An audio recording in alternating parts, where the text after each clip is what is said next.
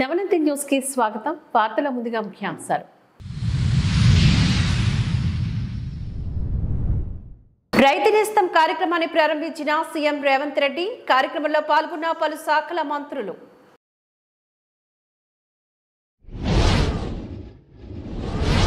ఆలగడ్డలో ఘోర రోడ్డు ప్రమాదం, ఒకే కుటుంబానికి చెందిన 5గురు మృతి.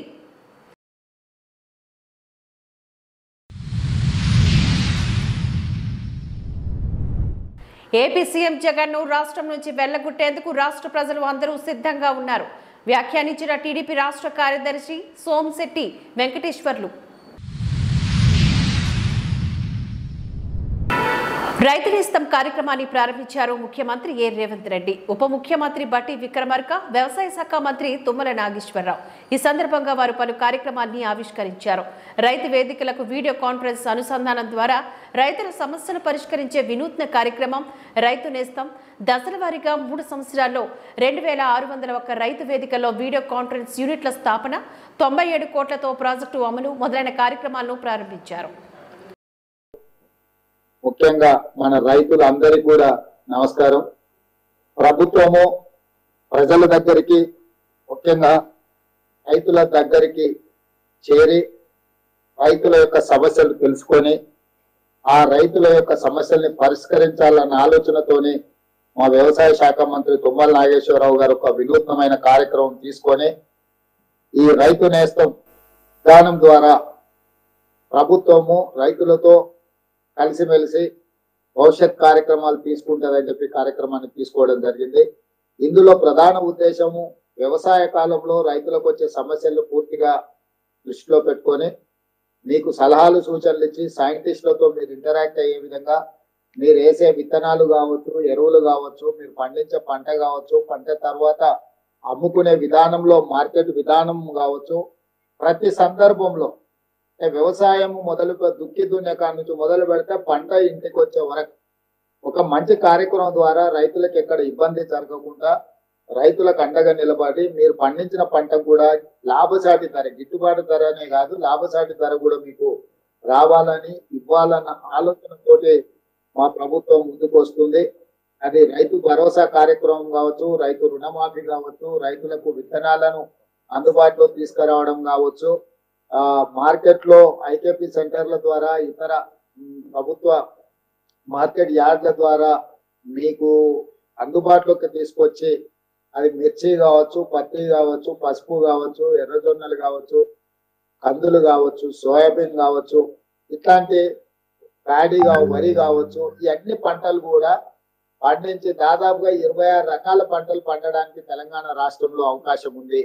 కేవలం వరి పండించుకోవడమో లేకపోతే పత్తో మిర్చో వేయడానికి పరిమితం కాకుండా మనం మిగతా అంటే పంట మార్పిడి ద్వారా రైతుకు అధిక దిగుబడి రావడానికి అవకాశం ఉంది. వీటన్నిట్లలో కూడా మీకు అండగా నిలబడాలని తక్కువ నీళ్లతో తక్కువ పెట్టుబడితో ఎక్కువ పంట ఎక్కువ లాభాలు రైతులు చేకూరాలన్న ఆలోచనతోని కార్యక్రమాలన్నిటినీ మనం తీసుకోవడం జరిగింది. దీంట్లో రైతుల అందుబాటులో వ్యవసాయ శాఖ అధికారులు అందరూ మీకు చేస్తారు. మీరు ఏమైనా విషయాలు ఉన్నా కూడా ప్రభుత్వం దృష్టికి తీసుకురావచ్చు. చాలా క్రియాశీలకంగా మా మంత్రులు పనిచేస్తున్నారు. ప్రజల దగ్గరకు వస్తాం, తప్పకుండా మంచి కార్యక్రమాలను తీసుకుంటాం. ఈ కార్యక్రమాలను ముందుకు తీసుకెళ్దామని చెప్పి ఇప్పుడు 110 సెంటర్లలో ప్రయోగాత్మకంగా ఈ వీడియో కాన్ఫరెన్స్ ఏర్పాటు చేశారు. భవిష్యత్తులో అందరికీ చేరే విధంగా ఈ కార్యక్రమాలను ముందుకు తీసుకెళ్లడం జరుగుతుంది. ఈ మధ్యలోనే తుమ్మల నాగేశ్వరరావు గారు అదే విధంగా బట్టి విక్రమార్క గారి సూచనతో పంటల బీమా పథకాన్ని కూడా మన ప్రభుత్వం తీసుకొచ్చింది. ఈ రోజు రైతు బీమా పథకము, రైతు ఏదైనా నష్టం వచ్చి కష్టం వచ్చి ఆత్మహత్య చేసుకుంటే ఆ చనిపోయిన కుటుంబాలను ఆదుకునే విధానం రైతు బీమా పథకం. కానీ పంటల బీమా పథకం ఉంటేందంటే పెట్టుబడి నుంచి పంట పండే వరకు ఏ నష్టం జరిగినా, రైతుకు ఏ ఇబ్బంది వచ్చినా, కరువు వచ్చినా, వరద వచ్చినా నష్టపరిహారము ఇవ్వడం ద్వారా పంట పెట్టుబడి వెనక్కి వచ్చే విధంగా కార్యాచరణ తీసుకుంటే రైతులు ఎవరు ఆత్మహత్యలు చేసుకోవాల్సిన అవసరం ఉండదు. అందుకే ప్రభుత్వం అండగా నిలబడుతుంది. ఎవరు రైతులు ధైర్యాన్ని కోల్పోవద్దు. ఈసారి కరువు పరిస్థితులు ఉన్నాయి. పోయిన సంవత్సరం సరైన వర్షపాతం లేకపోవడం వల్ల ఈ రోజు రిజర్వాయర్లలో నీళ్లు కూడా అడగంటిపోయినాయి.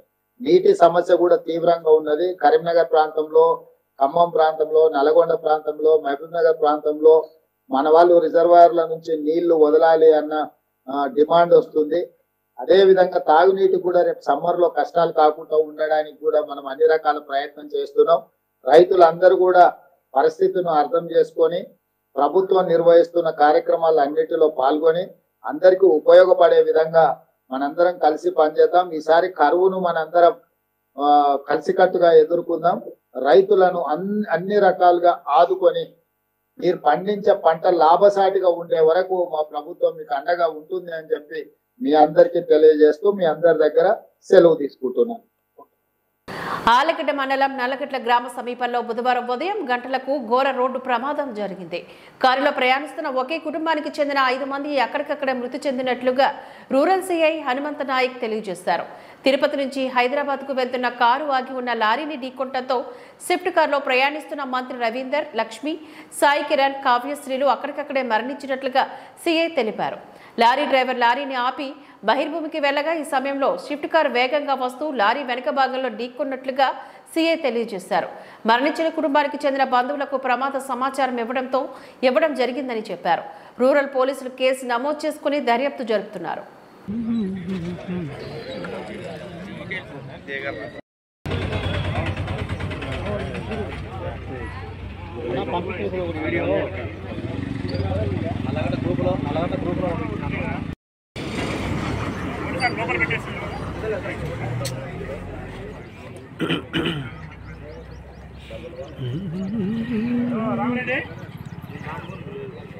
ఏపీ సీఎం జగన్ను రాష్ట్రం నుంచి వెళ్లగొట్టేందుకు రాష్ట్ర ప్రజలు అందరూ సిద్ధంగా ఉన్నారని టీడీపీ రాష్ట్ర కార్యదర్శి సోమిశెట్టి వెంకటేశ్వర్లు వ్యాఖ్యానించారు.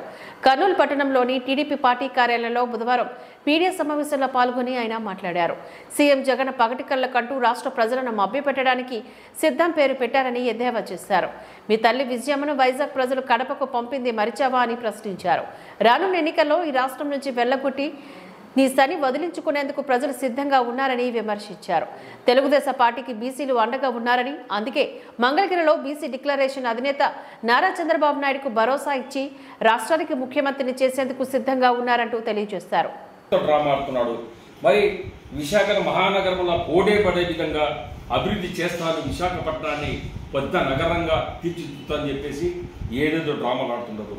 మేము ఒకటే చెప్పేది, జగన్మోహన్ రెడ్డి గారు మీరు ఎప్పుడైనా గ్రహించండి, వైఎస్ఆర్ పార్టీకి సంబంధించిన నాయకులు ఎవరైనా పోటీ పడినా, ఎంపీలు పోటీ చేసినా అక్కడ చిత్తుగా ఓడగొట్టారు. ఎందుకంటే కడప రాజకీయాలు తెచ్చి విశాఖపట్నాన్ని నాశనం చేస్తాడు, వైజాగ్ సర్వనాశనం అయిపోతుంది అని చెప్పి భయంతో అక్కడ ప్రజలు ఉన్నారు. ఈరోజు నువ్వు ప్రమాణ స్వీకారం చేస్తారంటే అక్కడ ప్రజలందరూ కూడా నవ్వుకుంటున్నారు. నీ వాడే డ్రామాలకు అక్కడ విశాఖపట్నం ప్రజలు ఒకటే తీర్పు ఏ విధంగా ఇస్తారంటే, ఈసారి నీకు ప్రమాణ స్వీకారం కాదు, ఈ ఎన్నికలు గెలిస్తేనే కదా నువ్వు ప్రమాణ స్వీకారం చేసేది. ఈ ఎన్నికల్లో చిత్తుగా అసెంబ్లీ ఎన్నికలు నువ్వు చేతనైతే 7 అసెంబ్లీ సీట్లు 7 గెలిచి చాలు, ఒక్క పార్లమెంటు సీటు గెలుచు. ఈ ఎన్నికల్లో తెలుగుదేశం పార్టీ విజయ డంక మోగిస్తుంది. తెలుగుదేశం పార్టీ జనసేన ప్రభుత్వం ఏర్పాటు చేస్తుంది. విజయ డంక కొట్టి ప్రజలు ఎలా ఓటు వేసి గెలిపించడానికి రెడీగా ఉన్నారు. నిన్ను ఆంధ్ర రాష్ట్రాన్ని తరిమి కొట్టేదానికి ప్రజలు సిద్ధంగా ఉన్నారు. నీ సిద్ధమేమో కానీ ప్రజలు నిన్ను రాష్ట్రం నుంచి పంపించేదానికి సిద్ధంగా ఉన్నారు. ఓడిపోయేదానికి సిద్ధంగా ఉండు, నీవి ఆంధ్ర రాష్ట్రం వదిలిపెట్టేదానికి సిద్ధంగా ఉండు, నీ పార్టీ ఆఫీస్ తలుపులు మూసేదానికి సిద్ధంగా ఉండు. అంతేకాని వైజాగ్లో వచ్చి మీ తల్లి ఇంతకుముందు పోటీ చేసింది, ఫ్లాప్ అయింది, ఓడిపోయింది. అక్కడ వైజాగ్లోని ప్రజలందరూ కూడా కడప వాళ్ళు వస్తే చాలా డేంజర్. ఇప్పుడే విజయసాయి రెడ్డి దోచుకున్నంతా దోచారు, కొండలు మొత్తం పుల్లగొట్టారు, కొండలు భూస్థాపితం చేశారు. ఈ లిగిన వచ్చిందే కబ్జా చేసి నాశనం చేశారు. వైజాగ్ను సర్వనాశనం చేసి శ్మశానంగా చేసే పరిస్థితి కానుతా ఉంది. ఇంకా ముఖ్యమంత్రి జగన్మోహన్ రెడ్డి గారు మీ ఆటలు సాగవు. ఎన్ని ప్రమాణాలు చేసినా, ఎన్ని చేసినా నువ్వు ప్రజలకు ఇంకా మోసం చేసే పరిస్థితులు లేవు. ప్రజలు నీ మాటలు నమ్మే పరిస్థితులు లేరు కాబట్టి నిన్ను ఖచ్చితంగా ఇంటికి పంపిస్తారు, ఈ రాష్ట్రం నుంచి తరిమి కొడతారు.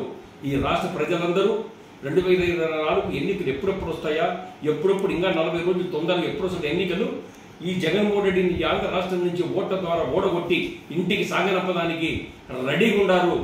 నిన్న జరిగింది ఎక్కడ విజయవాడలో అక్కడ బీసీ సదస్సు జరిగితే బీసీలంతా ఏకకంఠంగా తెలుగుదేశం పార్టీ అధికారం రావాలా, చంద్రబాబు ముఖ్యమంత్రి కావాలా, జగన్ ఇంటికి పంపాలా. అదేవిధంగా చంద్రబాబు నాయుడు జనసేన పవన్ కళ్యాణ్ కలిసి తెలుగుదేశం పార్టీ రెండు కలిసి ప్రభుత్వం ఏర్పాటు చేసేదాన్ని ప్రజలందరూ కూడా అక్కడ బీసీ సదస్సులు ఏకగ్రీవంగా తీర్మానించి మేము బీసీలకు మియమడడా మీకు తప్పకుండా గెలిపించి చంద్రబాబు నాయుడు ముఖ్యమంత్రి చేసి జగన్మోహన్ రెడ్డి ఆంధ్రప్రదేశ్ నుంచి తనివి కొట్టే విధంగా ఓట్ల ద్వారా మేము సిద్ధంగా ఉన్నాం అని అభయం ఇచ్చి ప్రతి ఒక్కరు కూడా ధైర్యం చెప్పారు. నిన్న గ్రాండ్ సక్సెస్ అయింది బీసీ సదస్సు. కాబట్టి జగన్మోహన్ రెడ్డి ఇంకా ఆటలు సాగు, తొందరగా ఓడిపోతానికి సిద్ధంగా ఉండు, సర్వేలు బాగలేవు నీ మీద, ఇవాళ క్యాండిడేట్లు పెట్టుకుని నీకు చేత కావడం లేదు. ఒక జిల్లాను తీసుకుపోయి ఇంకొక జిల్లా పెడతాం, ఆ జిల్లా వాళ్ళని తెచ్చి ఈ జిల్లాలో పెడుతుంటే క్యాండిడేట్ కూడా ఈ రోజు వరకు ఎంపీ సీట్లు ఎంపీ క్యాండిడేట్ ఇంతవరకు కూడా నీకు పూర్తి కాలేదు. నీ పార్టీ నుంచి పోటీ చేయాలంటే క్యాండిడేట్ కూడా ముందుకు రావడం లేదు. ఎందుకు? జగన్మోహన్ రెడ్డి ఓడిపోతున్నాడు, ఇది లాస్ట్ అయిపోయింది. ఆయన దాంట్లో ఓడిపోయే దాంట్లో పార్టీ పోయి మేము ఎన్నికలకి నిలబడితే మా భవిష్యత్తు నాశనం అని చెప్పేసి రేపు నోటిఫికేషన్ జారీ కానివ్వండి, ఎన్నికల అధికారులకి నోటిఫికేషన్ జారీ చేస్తే ఒక్కరు కూడా ఎమ్మెల్యేలు కూడా అడిగేదానికి కూడా మీ పార్టీలో నామినేషన్ చేసేదానికి దొరకరు. మీ పని అయిపోయింది, కథం, పార్టీ ఆఫీస్ బంద్ చేసుకోండి. ఇంకా మీ పార్టీ భూస్థాపితం ప్రజలు చేసే పరిస్థితి కానుస్తుంది. కాబట్టి జగన్మోహన్ రెడ్డి ఇంటికి పోయేదానికి సిద్ధంగా ఉండు, ఓడిపోయేదానికి సిద్ధంగా ఉండు. ప్రజలు నీకు రాష్ట్ర ప్రభుత్వం ప్రజల సమస్యలు పరిష్కరించడం కోసం స్పందన కార్యక్రమాన్ని జిల్లా కలెక్టర్ కార్యాలయంలో ప్రతి సోమవారం నాడు ఘనంగా నిర్వహిస్తోంది. అయితే ఇందుకు భిన్నంగా కొందరు అధికారులు సరైన పరిష్కారం చూపలేక వాటికి పరిష్కారం చూపినట్లు తప్పుడు సమాచారం రికార్డుల్లో చూపిస్తున్నారని council for citizen rights JS Gutti Thyagaraju, సంస్థ legal adviser Dinesh K Kumar, coordinator Margabandhu లోకేష్లు తిరుపతిలోని మన తిరుపతి ప్రెస్ క్లబ్ వేదికగా మీడియా సమావేశంలో ఆవేదన వ్యక్తపరిచారు. 2023 ఆగస్టు 21న తిరుపతి జిల్లా కలెక్టర్కు స్పందనలో వరదయ్యపాలెం మండలంలోని ఇందిరానగర్ పంచాయతీ ఆర్థిక లావాదేవీల అవకతవకలపై విచారణ జరిపి చర్యలు గైకొనాలని కంప్లైంట్ నమోదు చేశారు. 6 నెలలు గడిచినా ఇంతవరకు సరైన చర్యలు చేపట్టకపోవడంపై అధికారుల తీరు బాధాకరమని ఆరోపించారు.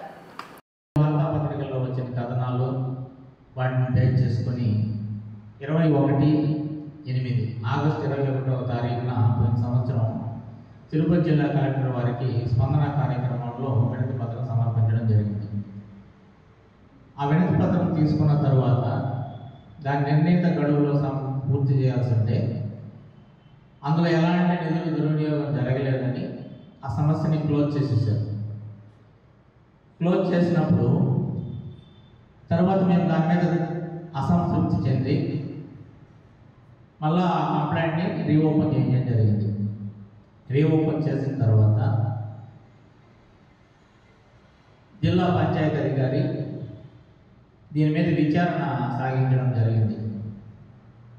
ఆ విచారణ ఎలా జరిగిందంటే హడావుడిగా వచ్చి అక్కడ ఉన్న పుస్తకాలని హ్యాండ్ ఓవర్ చేయమని చెప్పేసి 1 గంటలో పూర్తి చేసి మాకు తొందరలో దీన్ని పరిష్కారం చేస్తామని మా దగ్గర ఒక ఎండార్స్మెంట్ తీసుకొని మాకు ఇవ్వడం జరిగింది. సరే, ఆయన జిల్లా ఉన్నతాధికారి కదా అని ఆయన మీద ఉన్న గౌరవంతో ఆయన మాటలని మేము నమ్మి, అంతేకాకుండా మా పేర్లు బయటకు వచ్చి మమ్మల్ని మళ్ళా ఒత్తిడి తెచ్చి ఈ అప్లికేషన్లు పెట్టే వాళ్ళ మీద బెదిరింపులు దిగే పరిస్థితి కూడా ఈ మధ్య తలెత్తింది. అంటే దీంట్లో ఒక సమస్యని మనం ఇచ్చినప్పుడు కానీ ఒక ఇలా ఇబ్బంది జరిగింది దీన్ని సరిచేయండి అని చెప్పి జిల్లా అధికారుల స్థాయికి తీసుకొస్తే అదొక 3 నెలలు, ఇదొక 3 నెలలు, 6 నెలలు అవుతుంటే కూడా ఇంతవరకు సమస్య పరిష్కారం కాలేదంటే ఇంకెవరితో చెప్పుకోవాలి? మేము కోరుకునేది ఒకటే, ఎప్పటికైనా కూడా జిల్లా పంచాయతీ అధికారిని, జిల్లా కలెక్టర్ గారిని వీరిని కోరుకునేది ఒకటే, మీరు ఇంకైనా దీన్ని వేగవంతం చేసి ఇందులో ఎవరైతే తప్పులకు పాల్పడుతున్నారో వాళ్ళపైన ఖచ్చితంగా చర్యలు తీసుకోవాలని మేము కోరుకుంటున్నాం. ఇక మాకైతే 6 నెలలు అంటే ఎలా ఉందంటే ఇక్కడ ఇన్నిసార్లు తిప్పిస్తే వీళ్ళు కామ్ అయిపోతారనే ఉద్దేశం ఏమన్నా అధికారుల్లో ఉందో ఏమో మాకైతే తెలియదు. కానీ నిరుత్సాహపరిచే విధంగా, అర్జీదారులను నిరుత్సాహపరిచే విధంగా ఈ స్పందన కార్యక్రమం దాన్ని జరుగుతూ ఉండడానికి ఇది ఒక చక్కని ఉదాహరణ. పశ్చిమ గోదావరి జిల్లా తాడేపల్లిగూడెంలో కృష్ణా జిల్లా మోపిదేవి శ్రీ సుబ్రహ్మణ్యేశ్వర స్వామివారి దేవస్థానపు ఆధ్వర్యంలో కాలశర్పదోష నివారణ సామూహిక పూజలు, స్వామివారికి కళ్యాణం ఘనంగా నిర్వహించారు. భక్తులు పెద్ద సంఖ్యలో పోటెత్తారు. రాష్ట్ర ఉప ముఖ్యమంత్రి దేవాదాయ ధర్మాదాయ శాఖ మంత్రి కొట్టు సత్యనారాయణ సారథ్యంలో 2 నెలలుగా ధర్మ ప్రచార మహోత్సవాన్ని ధార్మిక పరిషత్ ఆధ్వర్యంలో ఘనంగా నిర్వహిస్తున్నారు.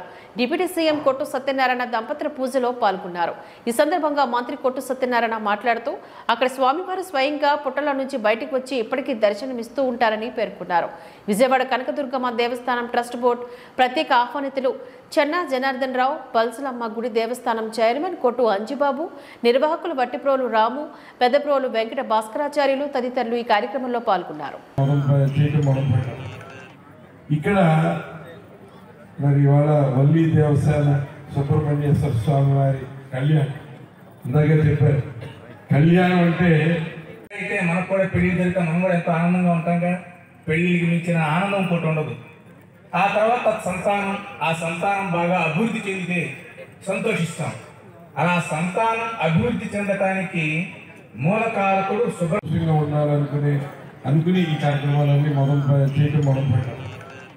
ఇక్కడ మరి ఇవాళ వల్లి దేవస్థాన సుబ్రహ్మణ్యేశ్వర స్వామి వారి కళ్యాణం ఇందాక చెప్పారు. కళ్యాణం అంటే కళ్యాణం జరుగుతున్న సమయంలో ఆ దేవదేవుడు సుబ్రహ్మణ్యేశ్వర స్వామి కానీ లేకపోతే వల్లి దేవస్థాన సమేతంగా కళ్యాణం కానీ, సీతారాముల కళ్యాణం కానీ, పార్వతీ పరమేశ్వర కళ్యాణం కానీ, శ్రీనివాస కళ్యాణం కానీ, ఏ కళ్యాణం జరిగినా ఆ కళ్యాణ సమయంలో వధూవరులుగా మనం భగవంతుల్ని ఊహించుకుని మనం ధ్యానిస్తాం కదా. మన అందరూ కూడా దండం పెట్టుకుని ప్రార్థిస్తాం. ఆ సమయంలో భగవంతుడు ఎంతో సంతోషకరమైన ఆనందకరమైన క్షణాల్లో ఉంటున్నాయి. ఆ క్షణంలో ఆ ఆనంద సమయంలో భక్తులు ఏం కోరుకుంటే అది ఆ వరాలన్నీ ఇచ్చేస్తూ ఉంటారు. అందుకనే కళ్యాణ సమయం ఏ దేవుడికి దైవ కళ్యాణం అయినా సరే ఆ సమయం మన కళ్యాణాన్ని చూస్తున్నాం. ఎందుకంటే సాధారణంగా ఈ వల్లి దేవస్థాన సుబ్రహ్మణ్యేశ్వర స్వామి వారి కళ్యాణం అరుదుగా చేస్తూ ఉంటాం. సాధారణంగా అన్ని చోట్ల శ్రీరామరావు వస్తే సీతారాముల వారి కళ్యాణం చేస్తాం, శ్రీనివాస కళ్యాణం చేస్తాం, అక్కడక్కడ పార్వతీ పరమేశ్వర వారి కళ్యాణం చేస్తాం. అలాగే ఇది జరుగుతాయి. కానీ ఈ సుబ్రహ్మణ్యేశ్వర స్వామి వారి కళ్యాణం పశ్చిమ గోదావరి జిల్లా తాడేపల్లిగూడెంలో రానున్న సార్వత్రిక ఎన్నికల దృష్ట్యా కేంద్ర బలగాలతో ఎస్వీఆర్ సర్కిల్ నుంచి తాడేపల్లిగూడెం ప్రధాన సెంటర్ వరకు డీఎస్పీ మూర్తి నేతృత్వంలో కవాతును నిర్వహించారు. రాబోయే ఎన్నికల్లో ప్రజలు ధైర్యంగా శాంతియుత వాతావరణంలో ఓటు వేసేందుకు పటిష్ట భద్రతలు తీసుకుంటున్నామని, అందులో భాగంగానే తాడేపల్లిగూడెం డివిజన్ పరిధిలో జరిగే సార్వత్రిక ఎన్నికలు శాంతియుతంగా జరిపేందుకు గాను కేంద్ర బలగాలను తీసుకున్నామని డీఎస్పీ తెలియజేశారు. ఈ కవాతులో పట్టణ CI Subrahmanyam, rural CI Ramesh, ఎస్ఐలు, కేంద్ర బలగాలు తదితరులు పాల్గొన్నారు. పార్లమెంట్ ఎలక్షన్ సంబంధించి ఎన్నికలు సక్రమంగా సాఫీగా ఎటువంటి అవాంఛనీయ సంఘటనలు జరగకుండా తీసుకునే చర్యల్లో భాగంగా మనకి సెంట్రల్ ఫోర్సెస్ మనకి వచ్చాయి కాబట్టి ఆ సెంట్రల్ ఫోర్సెస్ని ఉపయోగించి అన్ని ప్రాంతాలను మారి ఇక్కడ ఎటువంటి శాంతి భద్రత సమస్య లేకుండా ప్రతి ఒక్కరు కూడా ఓటు ఫెయిర్ అండ్ ఫ్రీగా వేసుకునే విధంగా చేసుకునే ఏర్పాట్లలో భాగంగా ఇది మార్చిపరుస్తారు.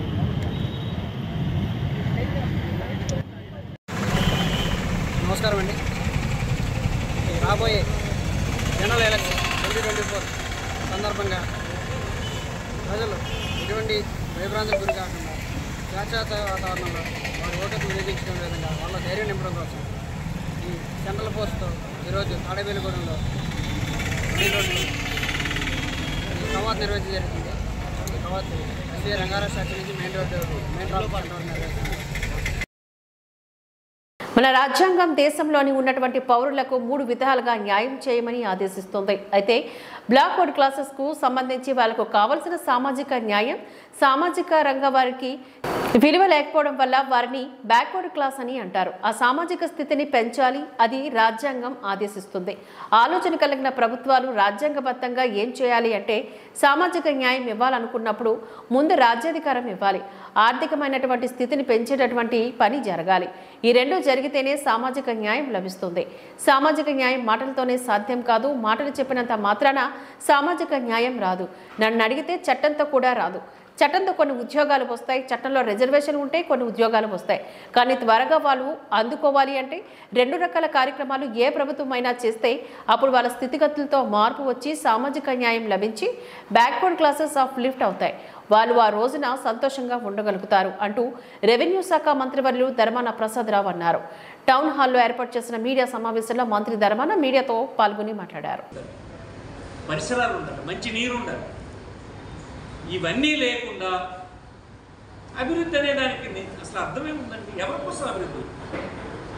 అభివృద్ధి ఆ రాష్ట్ర ప్రజల కోసం కాకుండా ఏ కొద్దిమంది ధనవంతుల కోసం పెద్ద బిల్డింగ్లు చూపించి, రోడ్లు చూపించి ఇదే అభివృద్ధి అనేటువంటి మీ తత్వానికి, మీ తాలూగా సిద్ధాంతానికి, మా పార్టీ జగన్మోహన్ రెడ్డి సిద్ధాంతానికి అసలు ఎక్కడ పొందం లేదు.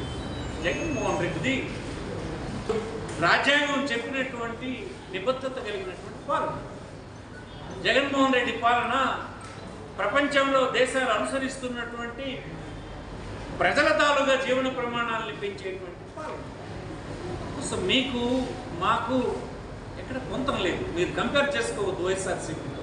మీకు సాధ్యం కాదు, ఎప్పటికీ సాధ్యం కాదు. ఎందుకంటే మీ భావజాలంలో లేదన్నది నేను పదే పదే చెప్తున్నాను. లేదు, మీరు ఇవ్వలేదు. ఈ విధంగా మీరు ఎప్పుడు కన్సిడర్ చేయలేదు. మీ చుట్టూ ఉన్నది ధనవంతుల కోటరీ. ధనవంతుల ప్రయోజనాలను మీరు కాపాడగలరు కానీ, మీ చుట్టూ ఉన్నటువంటి కోటరీని మీరు కాపాడగలరు కానీ, మీ అన్ని దీంట్లో కనిపిస్తుంది కదా. అత్యంత వెనుకబడిన ప్రాంతమైనటువంటి నార్త్ కోస్టల్లో ఎగ్జిక్యూటివ్ క్యాపిటల్ పెడతామంటే మీరు అంగీకరించలేకపోతున్నారే. మీకు ఎక్కడుంది కాన్ఫిడెన్స్? విశాలమైన భావం ఎక్కడుంది మీకు? అంచేత మీ జయహో బీసీ లేదు. మీ కపట మాటలు ఎన్నికల్లో ప్రజలు ఎవరు నమ్మరు. మీరు చెప్తున్నటువంటి ప్రామిసెస్ అన్నీ ఎన్నికల్లో ఓటు తీసుకునే అధికారానికి తప్ప ఇంకొక దానికి కాదని ఈ సందర్భం మనవి చేస్తున్నాం. ఎన్నికల ముందు గొప్ప ప్రసంగాలు ఇచ్చినంత మాత్రాన మోసపోవడానికి ఇప్పుడు సిద్ధంగా రాష్ట్రంలో ఉన్నటువంటి ప్రజలు లేరు అన్నటువంటిది ఈ కాన్ఫరెన్స్ ద్వారా రాష్ట్ర ప్రజలకు మీకు నేను మనవి చేస్తున్నా. మీరెవరైనా చర్చకు వస్తే, ఏ వేదిక ఏర్పాటు చేస్తే ఆ వేదికలో మీతో తలపడడానికి, వాదించడానికి, మీరు చేసిన పొరపాట్లని చూపించడానికి, బ్యాక్వర్డ్ క్లాసెస్కి జగన్మోహన్ రెడ్డి ప్రభుత్వం చేసినటువంటి మేలు వల్ల తేలినటువంటి స్థితిగతులు, దేశంలో వచ్చినటువంటి సూచీలు చూపిస్తున్నటువంటి సూచీలు, కేంద్ర ప్రభుత్వం అనౌన్స్ చేసినటువంటి అభివృద్ధి సూచీలు చూపించడానికి నేను సిద్ధంగా ఉన్నానని మనవి చేస్తూ, ఈ దేహో బీసీని ఎవరు నమ్మొద్దని మనం చేస్తున్నాం. బ్యాక్వర్డ్ క్లాస్ వాడిగా చాలా కాలం ప్రభుత్వాల్లో పనిచేసే వ్యక్తిగా అందులో కపటం ఉంది, అందులో మాయ ఉంది, మోసం ఉంది. అధికారం కోసం చెప్పే మాటలు ఉన్నాయే తప్ప నిజమైనటువంటి సామాజిక న్యాయం, రాజకీయ అధికారం, ఆర్థిక స్వాతంత్రం కలిగించే ఆలోచన టీడీపీలో చంద్రబాబు నాయకత్వంలో లేదని. అంబేద్కర్ కోనసీమ జిల్లా అమలాపురం జిల్లాలో వ్యవసాయ రంగంలో ఆధునిక సాంకేతికతతోని ఎరువుల, పురుగుల మందుల పిచికారికి ఫ్లయింగ్ డ్రోన్స్ వినియోగించిన పట్ల పెట్టుబడి వ్యయం తగ్గించి వ్యవసాయ లాభానికి లాభంగా మార్చుకోవాలని జిల్లా కలెక్టర్ జిల్లాలోని రైతు సంఘాలకు పిలుపునిచ్చారు. మంగళవారం నాడు బాలయోగి స్టేడియంలో జిల్లా అగ్రికల్చర్ అధికారుల ఆధ్వర్యంలో దేవగుప్తం వ్యవసాయ సహకార పరపతి సంఘం వారు సమకూర్చిన ఓమిక్ కంపెనీ 20 ప్లేయింగ్ డ్రోన్లను ప్రదర్శన జిల్లా కలెక్టర్ హిమాంశు శుక్లా జెండా ఊపి ప్రారంభించారు. ఈ సందర్భంగా కలెక్టర్ మాట్లాడారు. ఈ కార్యక్రమంలో జిల్లా వ్యవసాయ అధికారి బోస్బాబు, జిల్లా సహకార అధికారి రాధాకృష్ణారావు, వైఎస్ఆర్సీపీ రైతు విభాగపు కార్యదర్శి కె త్రినాథ్ రెడ్డి, రైతులు వెంకటేశ్వరరావు, ప్రభాకర్ రావు, ఓమిక్ కంపెనీ తదితరులు ఈ కార్యక్రమంలో పాల్గొన్నారు.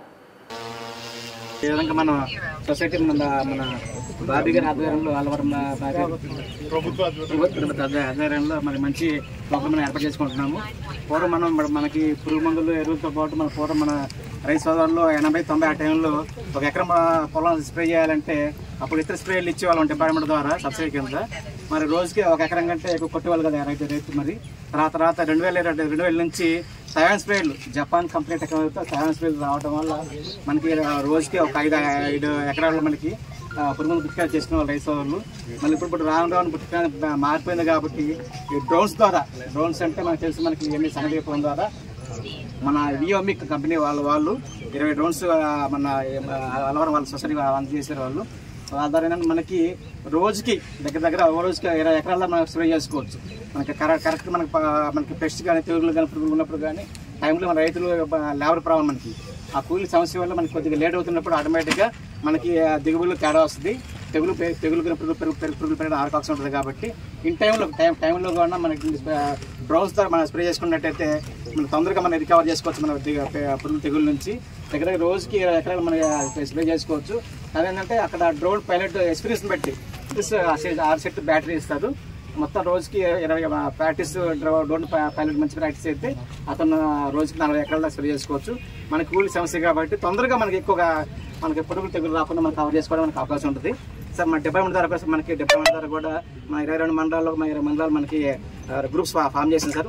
వాళ్ళు కూడా 20 మందికి కూడా వాళ్ళందరికీ మనకి గుంటూరు లాంగ్ ఫార్లో ట్రైనింగ్ ఇచ్చేస్తారు. వాళ్ళందరికీ 12 రోజులు. ఇతను నవీన్ మనకి టోటల్ కాస్ట్ 10 lakhs. దాంట్లో మనకి సిహెచ్సి ఫార్మేషన్ మెయింటెనెన్స్ అంతా వాళ్ళది, వ్యూమెక్ వాళ్ళదే సార్. డిమాండ్ జనరేషన్ వాళ్ళకి ఇచ్చారు సార్. మనకు వాళ్ళ పైలట్స్ కూడా వాళ్ళు ప్రొవైడ్ చేస్తున్నారు సార్. పైలట్స్ ఎన్ని రోజుల వరకు ప్రొవైడ్ చేస్తారు? సో ఆల్ 365 days వాళ్ళు ప్రొవైడ్ చేస్తారు. వాళ్ళ దగ్గర తీసుకుంటున్నాం సార్. ఎందుకంటే every drone you need 1 DGC approved license ఉన్న పైలట్ కావాలి సార్, ఒక హెల్పర్ కావాలి. You need 2 people sir minimum.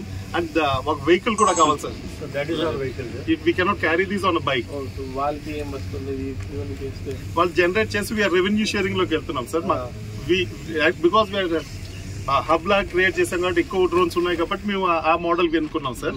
So that మా ఈఎంఐకి అది ప్రాబ్లం రాకుండా ఉంటుంది. 365 days బికాస్ రైతు మామూలుగా ఎంత పే చేయాల్సింది? ఇప్పుడు మనము we have tied up with couple of companies sir. Syngenta తో టై అప్ ఉంది.